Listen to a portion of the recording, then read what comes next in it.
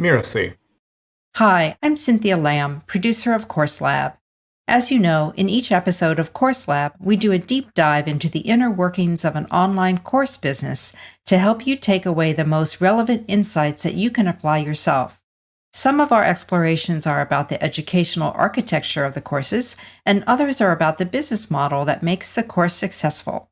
That's why I'm eager to share a brand new show that just joined the Mirasee FM podcast network. It's called For Better or For Work, and it's co-hosted by our very own Danny Iny and Bhoomi Pathak. To give you a taste of the show, we're running an episode right here in the Course Lab feed. We chose this particular episode because the guest hosts, Michael and Amy Port, provide an interesting case study that explores how they divide their roles in the business they run as a married couple. It's a lively, engaging, and often humorous discussion.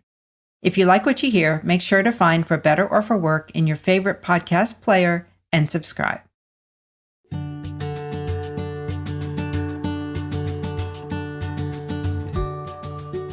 Hi, and welcome to For Better or For Work. This is the show that explores what it's like to run a business together as a couple. My name is Amy Port. And I'm Michael Port. Together, Amy and I run a business called Heroic Public Speaking, where we help speakers change the way people think, feel, and act, not just from the stage, but in all aspects of their life. And today, we're here to listen to and react to Danny Iny and Bhoomi Pathak's conversation about how do we decide who does what? Decisions.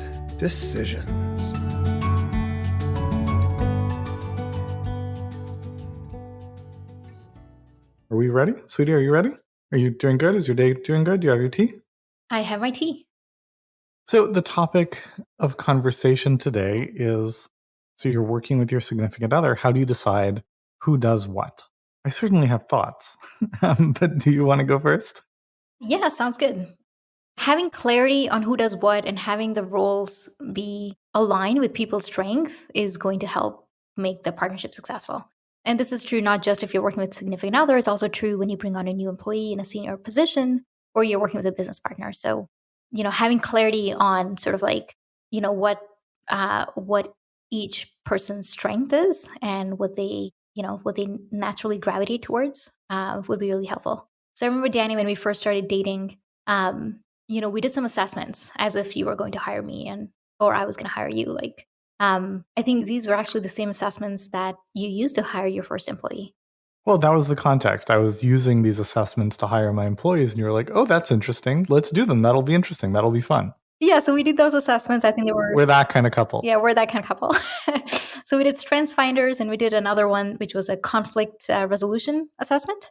And then we compared notes, right? We kind of looked it over each other's results, and we shared what resonated with us and what that might mean in terms of pitfalls for our relationship. So this was really like at the beginning when we had just first started dating. So, but that said, there are actual good assessments that you can do in a professional context as well. So, strengths finders is one that we recommend to kind of get a sense of what needs to be done and who's the best person to do these responsibilities. And that's important too. Like, you don't want to structure tasks. You want to have people owning responsibilities. So, you can make a list of all the areas that need to be managed within a business. And then you can have, based on interest, based on experience, based on strengths, you want to figure out who would be the best person to lead each area.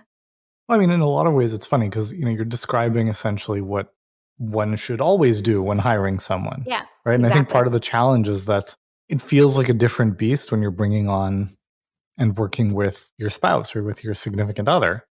And so we forget all the best practices that we already know. So I think that's the first piece of advice. Just, pretend they're not your spouse and think about how you would approach it then. And your instincts are probably going to guide you in the right direction. Yeah, that's such a great point because, there's a way in which you're used to interacting with that person outside of work. And so when you start talking about work conversations, you need to be mindful of shifting into sort of like a professional or a professional dynamic, because otherwise it's not going to serve you. And one of the ways in which you can do that, really applicable to roles, is using sort of the best practices that we already know when it comes to, hiring people and managing them and all that stuff. Did you find it hard to shift into a professional dynamic when we started working together? Oh, so long ago. Um, so it wasn't just hard then. It's still hard now sometimes, right? Not that I don't know how to do it, but we are partners in life. We're, you're my spouse, you're my wife. We're co-parents, we're co-leaders of a household, etc. We're two adults who make decisions together. And that's a partnership. And in a marriage, at least the way we have a marriage, there isn't a senior partner. There isn't a person who's ultimately in charge. And that's not how it is with work, right? We were very clear about this when we started working together. This is my company. I'm the CEO. It's ultimately my decision. And I think that's an important dynamic. I don't think companies can be led by committee.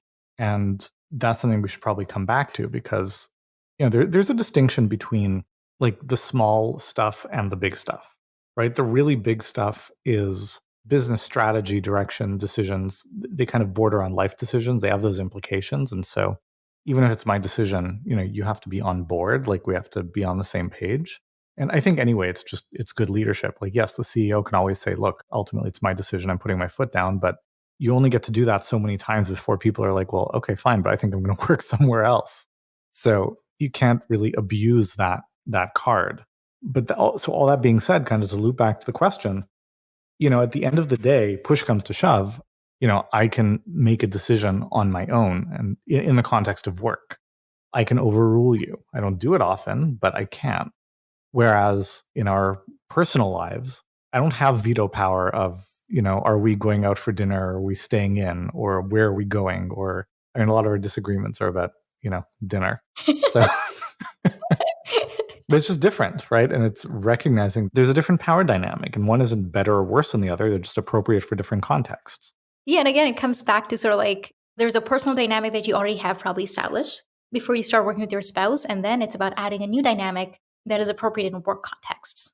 And so again, things like having one person who is ultimately sort of the CEO, very important, even if you have different areas of responsibility. And when you have different areas of responsibility, you also want to respect those areas of responsibility, right? And if there are issues or things that are coming up, you want to address them in a work appropriate framework. So one-on-ones and stuff like that. But it's when you start applying the spousal dynamic to business relationship, that's when things start to feel a little weird and unproductive. And this just gets magnified once you have more people working with you. But even if it's just the two of you, you want to be mindful of that as well. So, but the original question or topic of this conversation was around who does what. So but I think it's a direct tie-in. It's really important because determining who does what in a way that makes sense, and yes, we should actually talk about that because we're dancing around the issue a little bit. But it's really important because it creates clarity around why someone is in charge of something, right? Whether it's just you and your spouse working together, or especially as a team gets larger, right? It creates a lot of squishiness and ambiguity if people feel like, I have to listen to Bhoomi, but, why? Not because she's in charge of this thing or she is in charge of that division or whatever, but because she's the boss's wife. Yeah. Well, that's the point, right? Like, it's really weird if it's because you're the boss's wife or the boss's husband, because then it's like, they have the authority because they have the boss's ear, but what if the boss disagrees and do they really know what they're talking about? It creates a lot of politics in larger organizations. It also just creates a lot of weirdness within a couple that are working together because it's like, if you're, just as for example, if you're in charge of the finances and operations, then it is reasonable for you to make decisions about things that are related to finance and operations, right? That's just makes sense. When you make an operational decision, there's no wondering in the back of my mind of, is that legit or is she overreaching?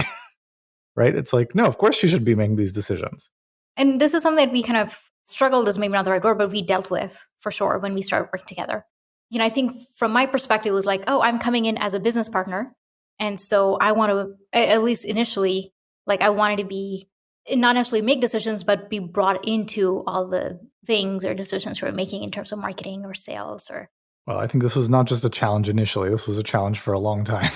Yeah, fair enough. And I think from your perspective, because you've been used to doing things a certain way and you were kind of taking stuff away that you were used to doing, and I was taking over, I think there was a little bit of like adaptation there as well in terms of like you not needing to micromanage or, have too much oversight, which would not have been healthy. How do you mean? Well, in terms of, different projects that I had taken on and stuff, like there was a little bit of letting go that you had to do as well, because Yeah, in the very early days. Yes. Yeah, in the very early days. So anyway, this is like, if you've never worked together, like this is definitely something that you're going to have to be mindful of in the first few weeks as you settle into this dynamic. And a lot of it comes down to expectations. And I think once we made sort of the expectation clear in terms of the responsibilities, as well as, there being one CEO in the company, then I think, at least for me, things started to feel less sort of ambiguous and just, okay, I get it now. That makes sense. And then moving ahead with like what was or turned out to be a more productive dynamic. Yeah. So looping back to where this conversation started, which is how do you decide who does what? I think anybody, but especially a significant other, comes into a business, it's usually for one of two reasons. Either, there's too much to do and, we need the extra, arms and hands and eyes and brain to do stuff. Or there's a new thing that we want to take on, a project, an initiative that requires labor and leadership. And either of those can be good. The nature of being a startup founder or early employee is, you're the chief executive officer and the chief garbage taker outer, right? You do everything. And that's totally fine. It's appropriate for someone else coming in at that senior level to do that as well. But I do think it's important that a job description not just be miscellaneous forever, because there is the risk of, someone essentially becoming the garbage disposal of all the crappy tasks that nobody else wants to do. And that's not meaningful. That's not fulfilling. That's often frustrating and thankless to some degree. That's just not a recipe for long-term success. Yeah, I totally agree.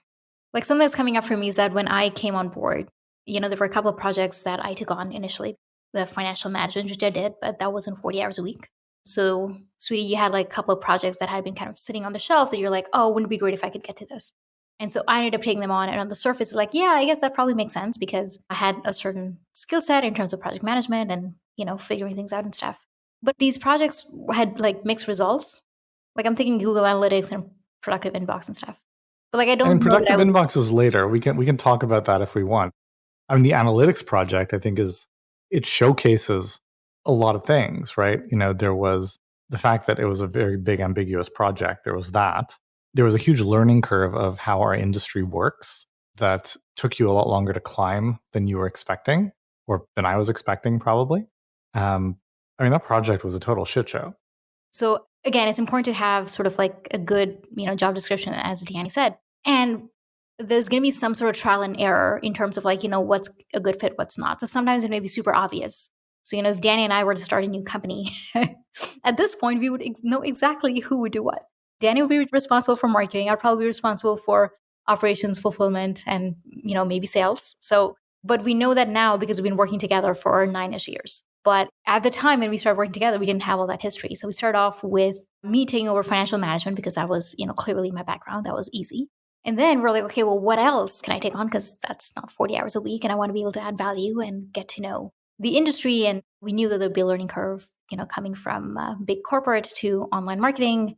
And so to be fair, I think that was part of the problem. You didn't expect there to be as much of a learning curve as there was. Yes, you were like, I know about business. I know how businesses work. I have an MBA. And I was like, oh, this is, This is something I've heard from people in corporate often, which is like if they are used to working in big companies, they expect it's going to be the same thing or easier to work in a smaller company because, they work with a big company. So they've seen a lot and they know a lot. But anyway, so yes, I definitely had this idea that like, oh, I can, I understand business. I understand how, teams work and how marketing works and all that stuff. So, so yes, it was definitely, it took longer, but it was not a bad thing. I think it was fun. I was really excited about like, oh my gosh, I had no idea this is how it's done. And like, this is a whole new world. And then, I don't know, it was really interesting to like reflect back to the corporate experience and what the challenges were in the corporate environment, be like, oh, interesting solutions in terms of how we're doing things here. But also like working with Hugh was really tricky because, the project wasn't super clear. And anyway. Well, which is not uncommon when you start a new project in an entrepreneurial context. Entrepreneurs are generally people who are comfortable with ambiguity. They're like, there's a lot here that's uncertain. I don't know how this is going to be. Let's feel it out. But, that can also be a challenge when you're working with someone who that is not their context. Yeah, that's a really great point. So if your significant other is not used to entrepreneurial context, then, they might have trouble shaping a project or shaping a product or service or what have you from scratch. So you need to provide support there for sure. And also, just recognize that some people are better at starting and creating something from nothing, and some people are better at taking that and optimizing and scaling. I'm definitely much better at optimizing and scaling things that are already somewhat working than figuring out from scratch how to make it work. So there are just some differences you want to be aware of and play to your strengths. So this brings up something important, which is that whatever you decide as the division of labor, who does what, you're not going to get completely right with that initial decision, and it will become more wrong over time because things change, right? And things need to be updated. And so you need some regular mechanism, just like you would with an employee or a team member, for how do you check in? How do you see what's working? And so something that Bhoomi and I have been doing for years and years is once a week, moved around days of the week, but it's been on Friday for quite a long time. We have a breakfast meeting. And this is like a work breakfast meeting. So not to say that we never, ever talk about anything outside of work, but like this is not a date night. We have our date night, which we're a little less consistent about sometimes as the weekends get busy. But that's it. Like we're actually more consistent about the work meetings. And it's valuable to have that alone connection time, but it's a work context. We're talking about work stuff, but having some regular touch point where, just like you would with anyone else if you were managing them well or collaborating well with them, having some kind of a regular rhythm of touch points to check in, see what's working is really important. Yeah, absolutely. Like it just, the regularity is important because then you know that if something comes up during the week, you can make space, you have space, and you have time to talk about it on a meeting or on a regular meeting. I don't have anything else to add to that. Yeah, I'm good. Yeah, I think we're good. Looking forward to the next one. The next one's going to be juicy, I think.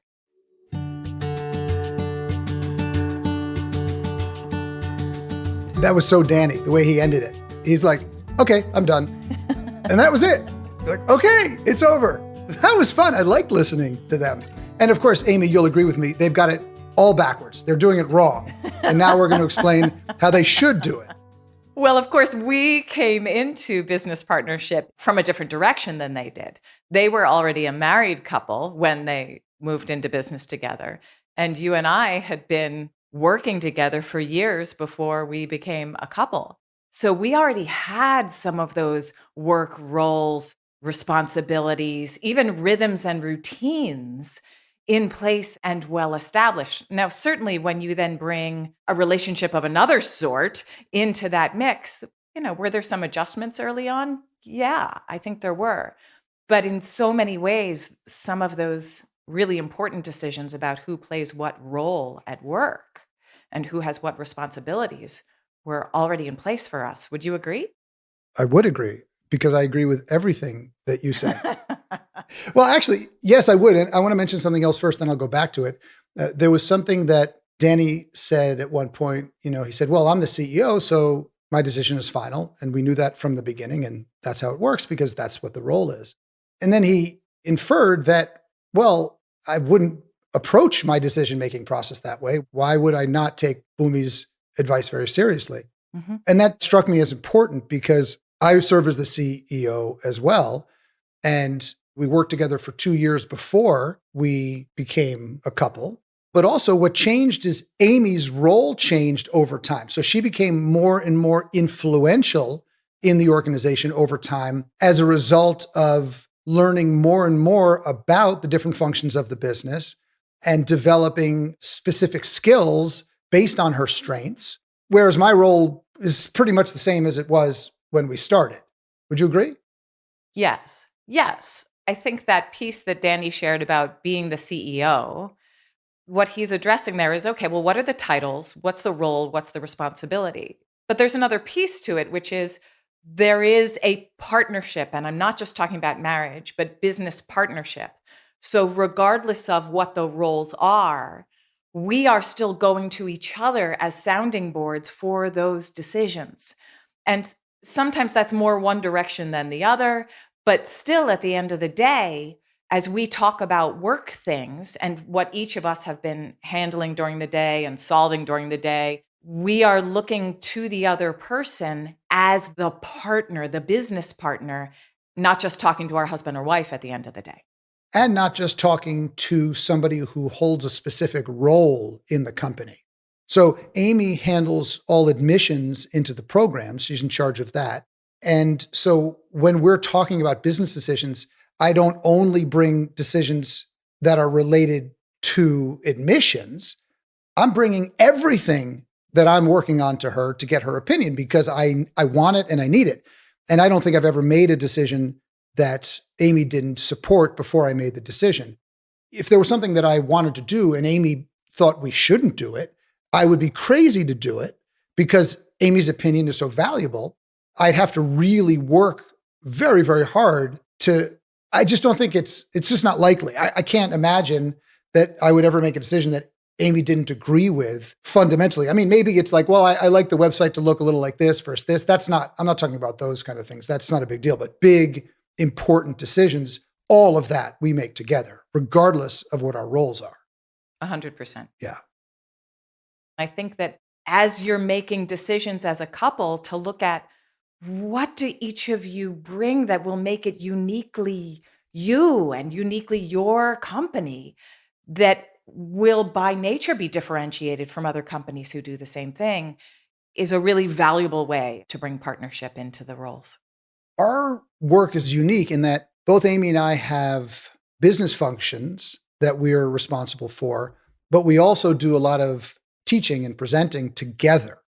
And so if you've ever tried to give a presentation with another person, you'll know it is one of the most challenging things you can do. But Amy and I, because we teach together so much, we really are in sync because we've worked on it for so long and really pretty frictionless in the way that we communicate with other people when we're together. And so we rarely have communication issues with the team because we are really pretty in tune with each other and where the other person is going. But, there's this piece of identifying what people's strengths are and letting everybody step into the right role. I also think that there's a piece about getting out of their way to let them do their thing. Mm-hmm. Like one of the things that Michael is incredibly good at is identifying talent and seeing strengths in our team members or in potential team members and seeing how they could grow and what's possible for them. Michael, you are so good at that. So I'm not going to stick my nose into hiring. I'm not going to get in your way or overcomplicate it. I want you to do what you do really well. And if you come to me as a sounding board and want me in on interviews, great. But there are enough responsibilities in a company that certainly each partner has places where they can shine without needing to get into every element of it. Yeah. I was trying to think of where there's been challenges. Like what's been hard? I think that's important. And, every once in a while, I get a little edgy in a conversation. And because Amy's my wife, I'll let myself be edgy in the conversation. Whereas if I was talking to somebody on the team that wasn't my spouse, I would couch that better and I might be softer. So, sometimes Amy just has to remind me to soften up a little bit. And then I do my best.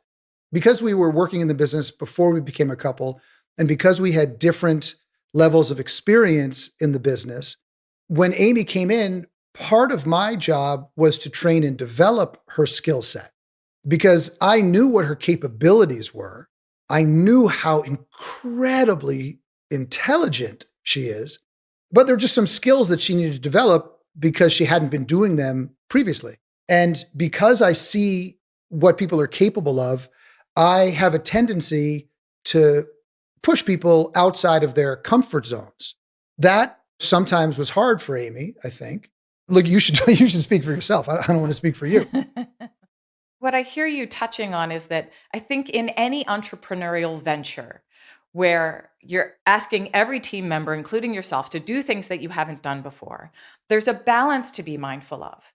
We want each of us to be doing the things that we are really comfortable doing and know that we can just knock it out and feel like we're at our best and feel that we are a successful contribution.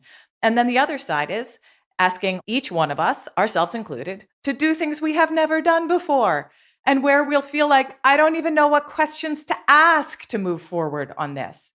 And we have learned and are still learning to be mindful of that balance.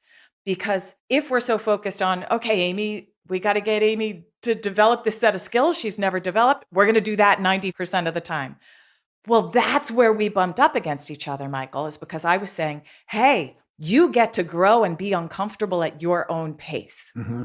Right now, it feels like I have no control over the pace at which I am being asked to grow or the amount of time that I'm being asked to be uncomfortable. I need some successes. I need some wins. I need some time where I feel like I'm in my sweet spot of what I know how to do.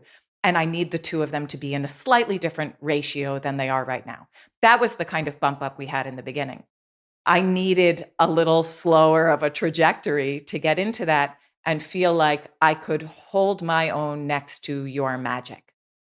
If Amy said to me, I want to close the business tomorrow, I never want to do this again, I'd say, okay, that's fine. I really do feel that that is the kind of relationship we have. I'm not exaggerating the dynamic because, of course, any decision each one of us makes, we have the other one in mind. And so if that was really important to Amy, then I know that she's got me in mind when she's making that decision. And obviously, I would want to understand it and I ask a lot of questions. But yeah, I really would do anything she asked me to do. Our rhythms are slightly different that way. I think that is absolutely true. That if I say, I really think it's important we do X, you say, okay. And then you want to know about it. When you say to me, I think we should do X or we should not do Y, I say, well, wait, here's why I disagree on that. And then we have the conversation and then I go, oh, I get it. I just needed a moment to soften to that idea because I thought I knew what track we were on. We both get to that place of, absolutely, if this is what you see, this is what you want, let's do it. And we just move into that in a slightly different way. We have so much fun with each other. We just have so much fun. But actually, so Amy mentioned, yeah, I've got a little bit of charisma on stage. But when I'm teaching, I often see the audience watching Amy watch me. That's how compelling she is on stage. It's really quite remarkable. And look, even when we teach, we know what our roles are. I am more of the MC. I tend to drive the dynamic. I can see where the room needs to go before the room is there. And I tend to bring a lot of the big, broad humor. And often it gives Amy this opportunity to come in dropping really insightful bombs in between because she's not as responsible for managing the whole group. And that dynamic works very well for us because if I'm on stage, it's hard for me not to manage the whole group.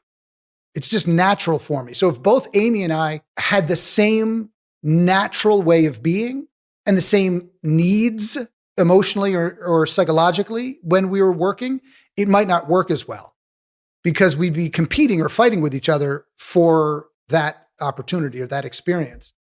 But Amy and I don't have the same needs when we're working with each other on a regular basis. So it makes it a really nice dynamic. But if both people want the same kind of attention, if they want to have the same kind of influence, then they start competing with each other for that. That can be problematic. That may not be an issue in their marriage. It might cause a little conflict from time to time, but it's not a systemic issue or a catastrophic issue. But in the business, that could become problematic because you may start trying to be the more influential one for the employees. And so when your spouse puts something out there, even if you agree with it, you might want them to think it's your idea, those kinds of things. You know what I think is really funny about this podcast is that we were like, oh, he had her do an assessment. They looked at what the strengths are and looked at how cool they each were. And I feel like for a fair amount of this, we've been saying, here's what works really well in the back end work of our partnership and on the on-stage part and at the at-home part. It feels in some ways like an opportunity to just kind of celebrate why it works so well. But we do just have a ridiculous amount of fun together. We really do. When we became a couple, many people were like, oh, finally. It's like, just people that had been around us were kind of like, yeah, you guys are kind of meant to be together. So this makes sense to us.